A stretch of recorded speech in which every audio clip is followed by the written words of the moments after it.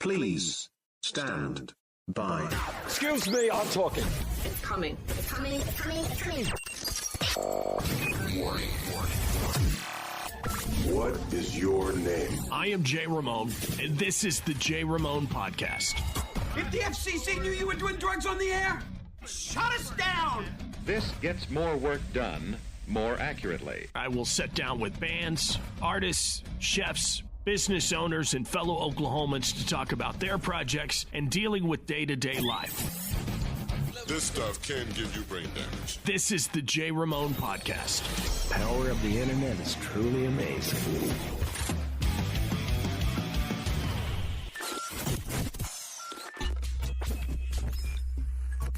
This is Rock 100.5 The Cat. I am Jay Ramone, and this is the Jay Ramone Podcast. I'm backstage at the Cains Ballroom with Joey and Dallas. Joey is in the band Cliffdiver, and this is your son.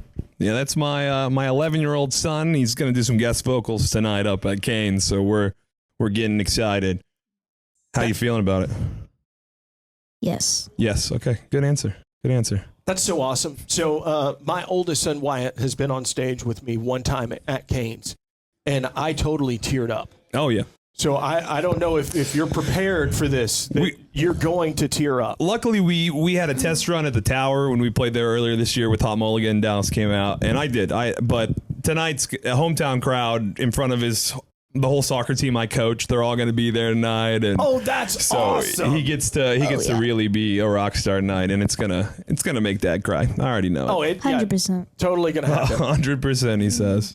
So you're the coach of the soccer team as well as being this vocalist in an awesome band touring all across the country, and then also a part of OK Pop Museum across the street. Assistant coach. He's right. But he's right. But how do you have time to do all of that? I don't, but we make it work. I am blessed to have a great job at OK Pop. Really going to be a place where we can support the Oklahoma music scene. We can inspire the next generation. We're going to have a state-of-the-art recording studio in there where we can help produce albums. We can teach people how to make their own music, how to mix their own music, and really take that next level step for the younger bands in Oklahoma so they don't have to struggle like we did to get to here. I love that, and I'm a huge fan of the OK Pop podcast that you guys do.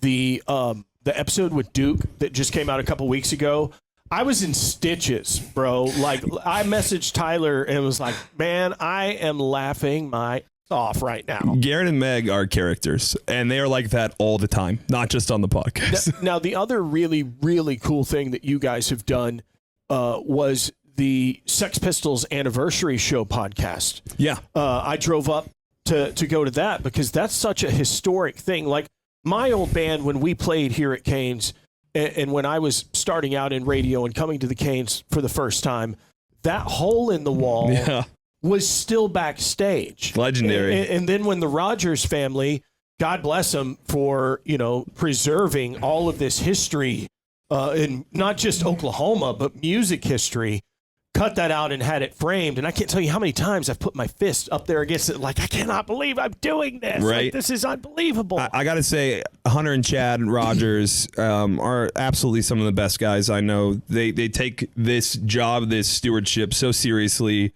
And just the fact that they took a chance on an emo pop punk band from Tulsa being able to headline our own show here is crazy. So I don't even know at this point how many years I've been doing the local talent show. It's at least 5-ish. It all kind of runs together.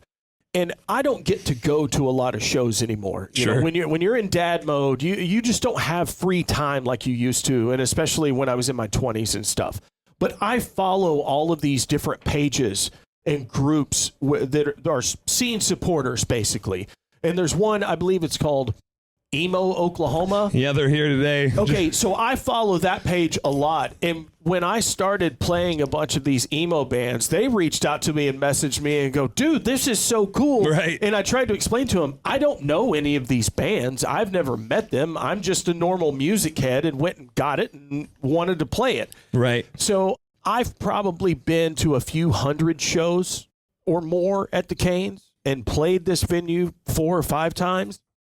there's not a lot of emo shows that come through the Cains Ballroom. Not a lot of them. There's just not.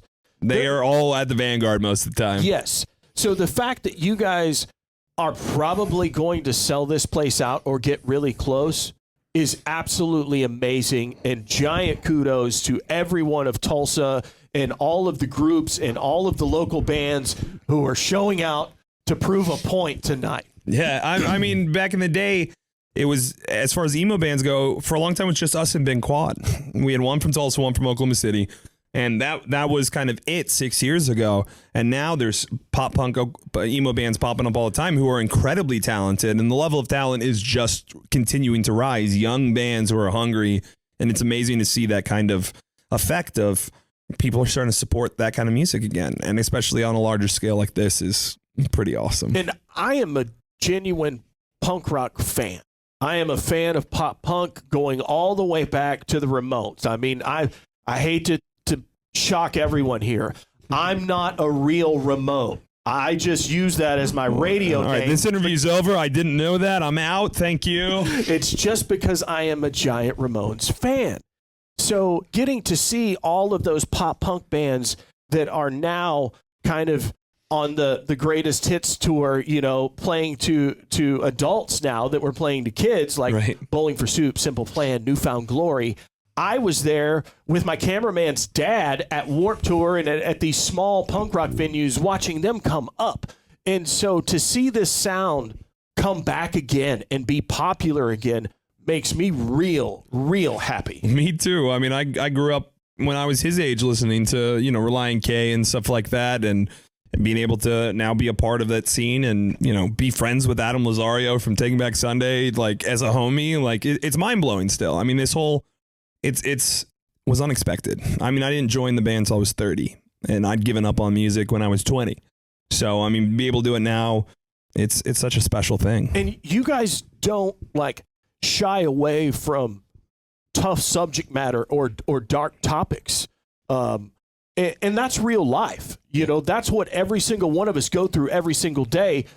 But my generation, we were just taught to never say anything about it and be afraid to talk about it. Be a man. Be a man. And so, suck it up. Yeah. And now we learned that was the worst advice we could have ever been given, right. ever. And so you've got these 45-year-old men who are having to learn how to deal with their emotions and talk about their feelings, not just put on our saddest records we have in our collection. I think that was part of the allure when we first got started, and I started writing songs for the second EP, because when I joined, Matt had already written for the whole first EP. He'd already had, he goes, I have the songs, I have the music, I just need someone to sing it. Is Matt your guitar player? Yeah. Okay, and so the guy that could play arpeggio sweeps as good as any guitar player in a metalcore band out right now? He's getting there. He's getting there. Like some of the riffs you guys have, that's what drew me to it originally. I'm like, holy, this guy is just like showing out for everybody. We got weird with it, but I think part of it was we wanted to, like the music I grew up on, the Synthesis Fails, you know, all these kind of bands, It was all about the sadness and the emptiness. And I clung to that when I was 16, but I thought, what would I have really needed at 16? I would have needed someone who I respected, who I looked up to, who I sang along with, who said, hey, but it gets better. But you're not always going to be this. It's not about glorifying the sadness. It's about feeling it and then putting it down. And knowing that it's not the end of the story. The story doesn't end with that if you choose not to let it. If you choose to write your own story, why not make it one of hope? Why not make it one of things can get better? But while not shying away from these kind of topics has saved my life as well. Being able to have that creative outlet where I wasn't creative for 10 years besides, you know, karaoke. And now I get to express myself and express these painful things, the depression, the suicidal ideations, the anxiety, I'm 2.5 years sober, like all these different things. Now we get to talk about them in a way that says, hey, look, you're not alone. You're not alone. And that's what I love most. That's what we get to do on the road. And people come up and they're like, your music helped me with this, that, and the other. And it's like, the whole point is just to say, hey, this is how I am. And I'm betting I'm not the only one who feels this way. And so to be able just to get it out, I think changes that potential conversation that people get to have about music and what does a show look like and what does being a fan of a band look like? Well, we like to call it a TED Talk with some tasty riffs. So, you know. Well, and congratulations on getting sober. I appreciate it. Cali sobriety is the way. It's the way. It's the way, man. It's the way. It is the way. I would never go back. We're playing a song tonight, actually, that I wrote back in the height of some of the worst part of my life, all about drinking. And it'll be the first time I've ever sang it sober. And so I'm really excited to share that story on stage as well. So I remember my band days, and we did a little bit of touring, but not as nearly as much as you guys. We just kind of stayed in the like 4 or 5 state region, you know, a couple hours drive, so to speak. And when we were playing local shows especially, I noticed that it became more about the after party after the show rather than the show. You got all these people wanting to know where you're going to be after the show, but they somehow miss the actual performance, but they're there having a good time. And that's fun for a couple of months, but there's no real substance there. It doesn't actually feed that need of being an artist. And so I'm noticing more and more artists are getting Cali sober because it's more along the lines with their goals, and it keeps them away from always waking up feeling bad. You know? I mean, it came down to two things. Was, you know, I didn't want me to sacrifice everything that I'd built with the band because I got too drunk on a Tuesday night. You know what I mean? Or I made one mistake because I'm out partying, and then that's it. You're done. I didn't think I had that kind of rebuild in me because I'd put so much of myself into, you know, being in this band. You know, in my 20s, I was inpatient in a couple mental hospitals 3 different times. And, you know, I'd pieced myself back together ever since, you know, my son was born. Fatherhood is an amazing thing. And that was the thing. I was in rehab when he was born, and I got a pass. And I remember holding him in the hospital, being the first one to hold him and saying, I promise you, some way, somehow I will get better. I don't know how. I don't know how long it'll take, but I promise you I'll get better. Well, the next I've gotten there, gotten closer. The next time we do this, I'm going to bring my son Wyatt, who's your age, and you guys can interview each other. How does that sound? Sweet. Yeah. What do you think about Cliffdiver? Are you a fan? Depends. That's fair. That's fair. So the song Gas City, that song is the song that got my sons and I through the pandemic, because I have them with me half the time. And when you're in dad mode, you know, it's hard to find those things that are common ground that you can all latch onto. And I really feel like the positive message of that song was something that was totally relatable to at least my oldest and I. And my youngest was into it because my oldest was into it. Right. And so that became a song that we listened to every single day on the, you know, once the pandemic was over and we're back in school and I'm driving them to school, that's one of the songs we listen to on the way to school, get them pumped up, get them ready for the day, to have a good day, start it off the right way. That song is funny because Matt and I wrote it just as like a hug, right? We were like, we got to write something just to, like, people are going through it. And this is mid lockdown and everything, and we're kind of sending lyrics back and forth, kind of working out some stuff, and we came up with that chorus, and we were like, can we do it? Can we pull it off? Can we say gas up your homies? And part of the band was like, no, it's lame, it's so dumb and cheesy. And we were like, whatever, it's just supposed to make people feel good. And so I went and asked 2 of my favorite musicians to come sing on it, Brianna Wright, who was in Nightingale at the time, and Daniel Baisden from When the Clock Strikes.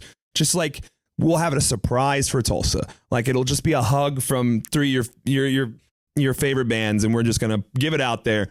And so Bree came and recorded her part, and the instant she was done, I looked at Matt and I was like, we messed up. And he was like, what do you mean? And I go, well, we can't ever play that song live, because if we ever play that song without Bree, people are gonna riot. Right? I can't do that. I'm not doing that. And so I said, you know, I know that Bree loves this kind of music, so I'm gonna try and let's just do it. Let's just invite her to be part of the band. So I thought that she was already a part of the band. Now, obviously, I recognize Daniel from watching the When the Clock Strikes videos, but I just assumed she was a part of the band, and it just kind of became slowly incorporated. I didn't realize that you guys kind of threw a super group of Tulsa musicians together, like almost We Are the World style during the pandemic for us Okies. I couldn't invite Daniel to join the band because he's a much better singer than I am, and so I would have quickly lost my position. But I mean, Bree is too, but we're different enough that 3 singers is too much. I think you two together are absolutely incredible because you play off of each other, and you're 2 totally different styles, and it works. I think live especially is something that we do so many different things. Like, I love doing interviews. I love talking to everyone at merch. I love being the guy who gives the breakdown, like, this song's about existential peril, you know, all this kind of stuff. And Bree goes so hard and sings so well and has so much energy on stage that, like, we've had to make the other one better. Like, now I can sing better. I move more. I move more consistently because I can't look like I'm not doing anything next to her. And she's, you know, she was on X Factor. She's the best singer I know. I didn't know that. Oh, yeah. Back in the day. Wow. Yeah, that's a whole thing. I just knew she was an amazing singer. You'll have to ask her about that one. It's a whole scandal that she helped someone who was having a panic attack and the cameras were trying to push in and, like, get the film, and Bree, like, create the drama. Stopped that from happening because this girl was having a complete collapse, and they were like, "Well, you don't understand the show. You're off the show." Okay, so this explains so much about her personality and stuff just from the things I've heard her say in other interviews, and good on her. She's a also she's a mama bear. She's got a 5, almost 6-year-old daughter, so she's protective. I mean, she's one of the best people I know and one of my closest friends, and it's been amazing to develop what we're doing together. I'm going to have to bring the whole fam up. We're going to have to get all the kids together and go to, like, the gathering place. Yeah. And Mother Road Market and go eat and all that jazz. Do all the Tulsa things. You can get your favorite pizza at Mother Road. Okay, I think that's my son's favorite pizza too. He comes up here. He's got some friends that live here. Yeah. When he that's it. First time he went, he was like, "Oh my gosh, I love pizza." So let's talk about "Exercise Your Demons." That record exploded for your band. We feel incredibly thankful and grateful that we were able to partner with Side One Dummy like we did, and, you know, they're a legacy label. I remember being 16, buying the Warped Tour compilation albums at Hot Topic and seeing the back of it saying Side One Dummy Records, and I thought all those bands were on Side One Dummy. So I remember thinking at 16 when I was playing acoustic in my band Forgotten Tomorrow, which is a great band name, and then got changed to Abandoned Wakes, which is way worse. Sorry, Daniel. Sorry. It was worse. You should have trusted me. But I remember being like, I want to be a Side One Dummy Records guy one day. So on the way up here, I was thinking about questions to ask you, and I was going to ask you, what do you think is the biggest band to have ever been on Side One Dummy? I mean, it's got to be either Streetlight Manifesto or that wasn't even on my radar. But you're right. Flogging Molly, Google Bordello. You know, they had heat back in the early 2000s, and, you know, Jeff Rosenstock was on there for a while. Mom Jeans was on there for a little bit. Like, I was going to say the Dan Band. The Dan Band rules. Yeah, Dan Band rules. Right now, the biggest band on the label is Big D and the Kids Table, an awesome ska band. Big fan of them. Big D, right? That's what we call my grandpa. But all right, so now that the album cycle is kind of over with, and this is the last show of the album cycle. Ooh, that's what we're calling it. Yeah, this is the wrap I'm glad up. I caught one on this album cycle. Me too. Because I missed the tower. What comes up next?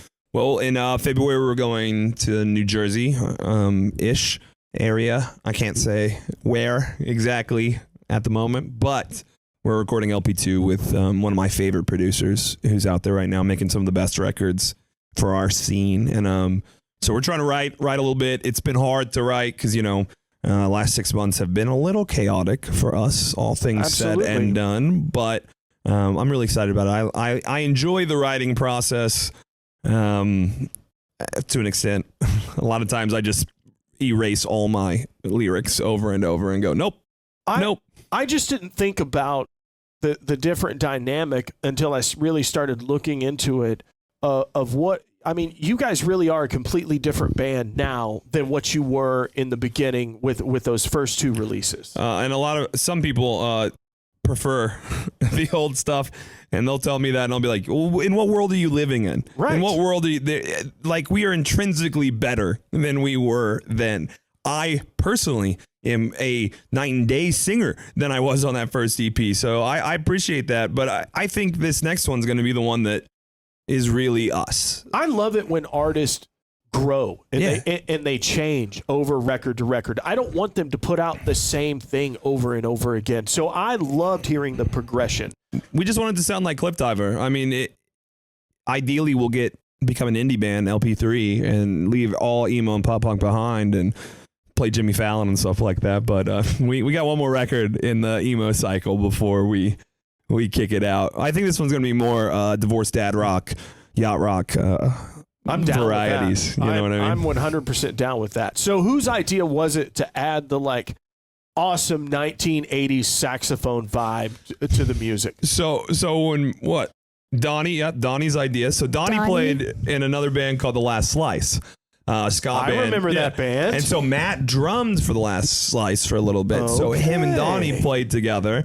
And then when he started up Cliffdiver after Much Less ended, he was like, I want to do shoegazy pop punk with a saxophone. Let's get weird. And that's really what drew me to the project the most was he'd send me a demo and I was like, is that saxophone? Are you rocking sax in here? And he's like, yeah.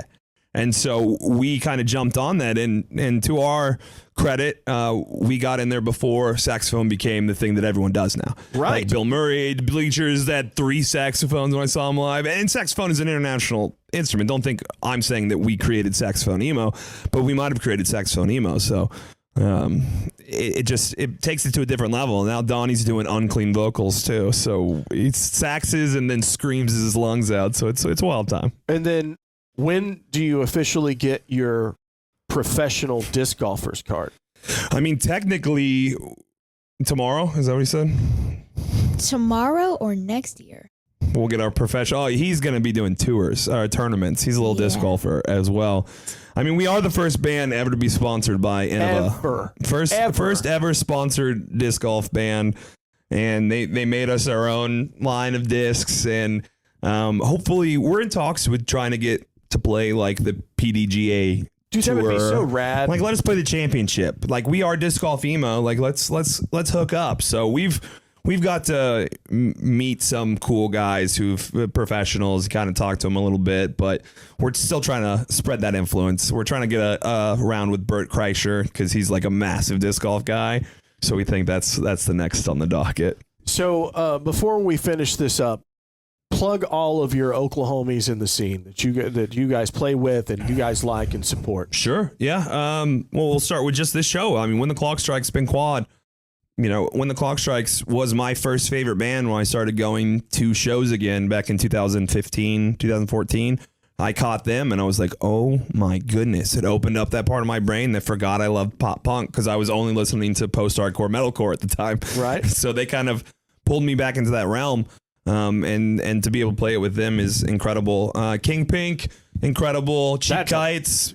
King Pink is bad to the bone. Taylor dude. Haynes is the best male vocalist in the state. I mean, it's just straight up. It's insane how good he is, and he's singing tonight. Believe it or not. Very nice. Little thing. He's doing a little Ben Quad feature, but excuse me. I'd say mixtape Catastrophes, another really great one. They're more kind of prog emo type stuff. Very cool stuff.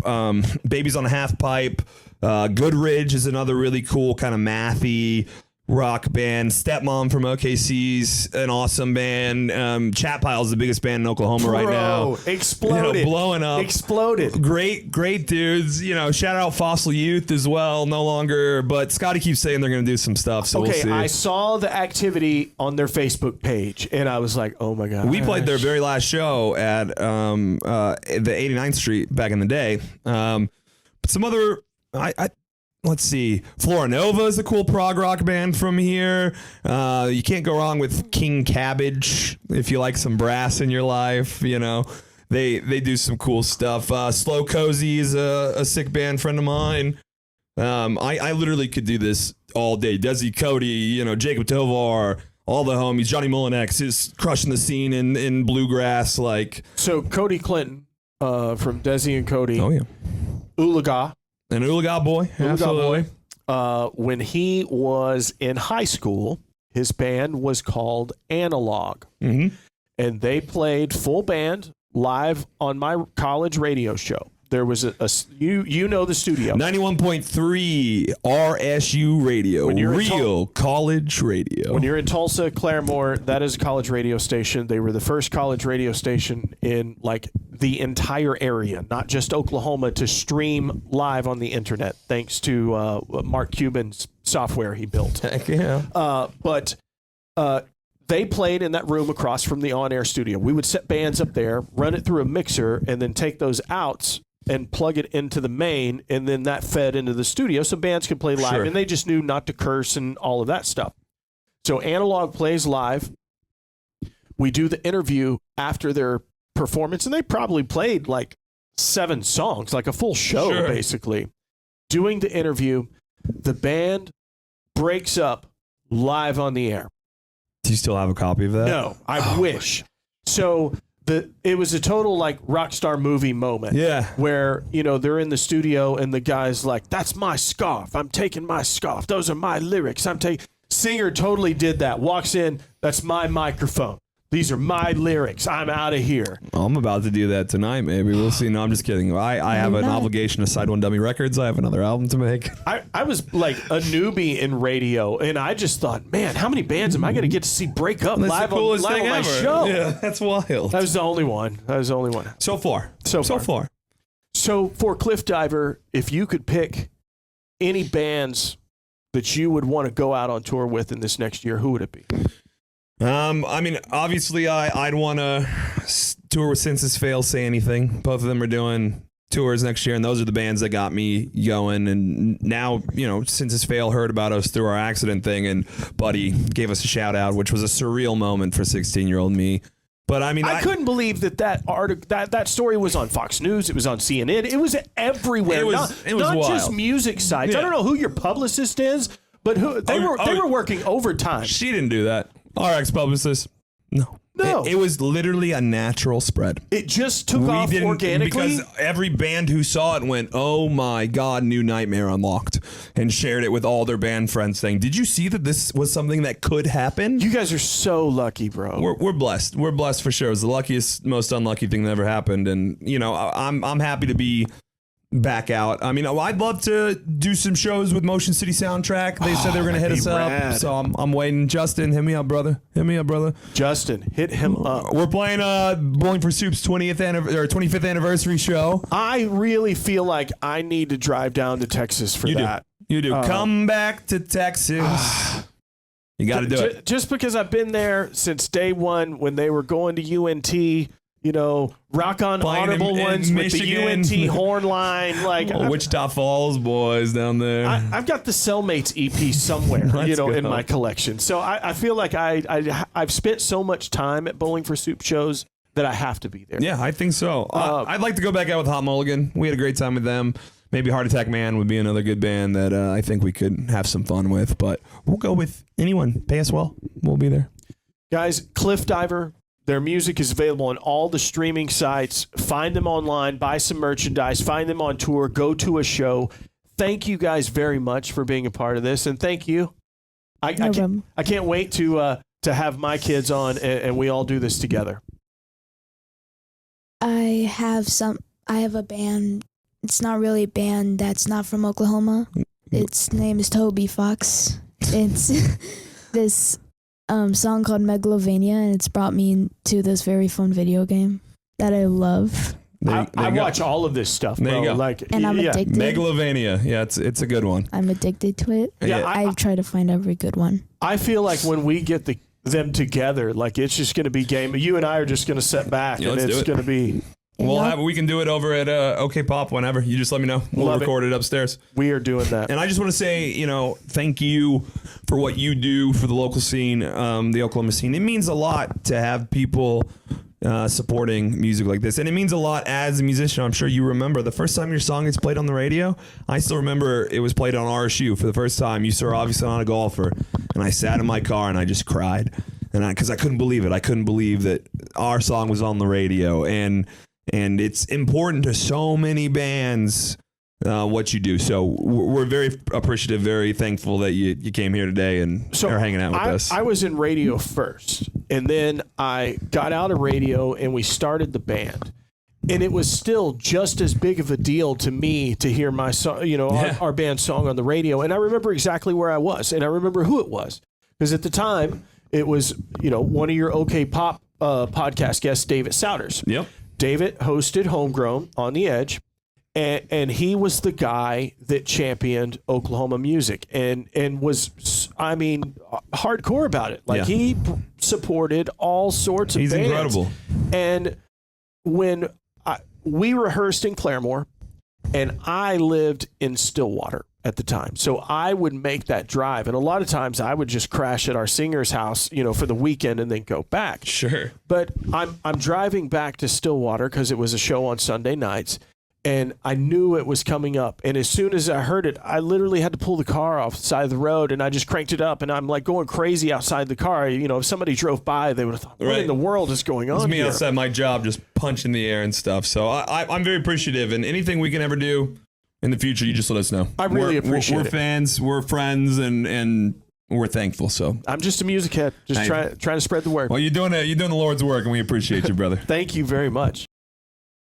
Hey, this is Joey from Cliffdiver, and you're listening to Jay Ramone.